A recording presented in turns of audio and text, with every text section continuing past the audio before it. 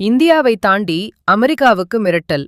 வடகொரியா பாணியை கையில் எடுத்த பாகிஸ்தான். 11,000 கிலோமீட்டர் தூரம் பாயும் ஏவுகணை. அம்பலமான ரகசியம்.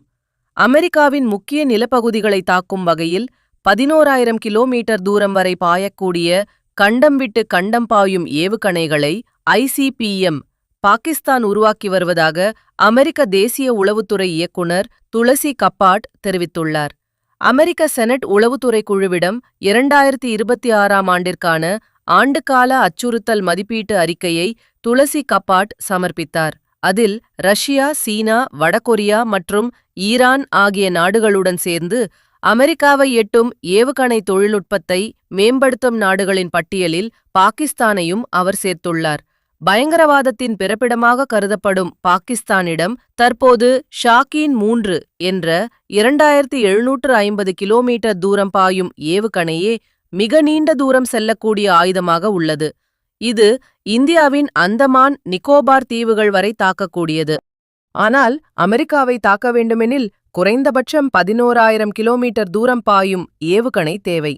இதற்கான தீவிர முயற்சியில் பாகிஸ்தான் இறங்கியுள்ளதாக அந்த அறிக்கையில் கூறப்பட்டுள்ளது. பாகிஸ்தானின் அணு ஆயுத கொள்கை எப்போதும் இந்தியாவை மட்டுமே மையமாக கொண்டது என்று அந்நாடு கூறி வருகிறது.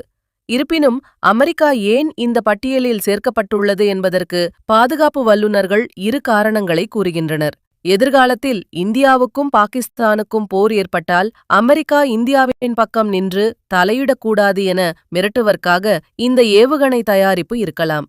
அணு ஆயுதம் மற்றும் கண்டம் விட்டு கண்டம் பாயும் ஏவுகணை வைத்துள்ள வடகொரியா மீது அமெரிக்கா நேரடியாக தாக்குதல் நடத்த அஞ்சுவதை பார்த்து பாகிஸ்தான் இந்த உத்தியை கையாள்கிறது.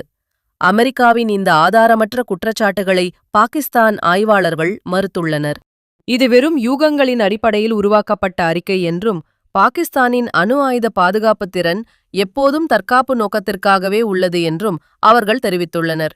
இருப்பினும் பாகிஸ்தான் இத்தகைய ஏவுகணையை தயாரித்து நிலைநிறுத்த இன்னும் ஒரு தசாப்த காலம் 10 ஆண்டுகள் ஆகலாம் என்று அமெரிக்க அதிகாரிகள் கணித்துள்ளனர்.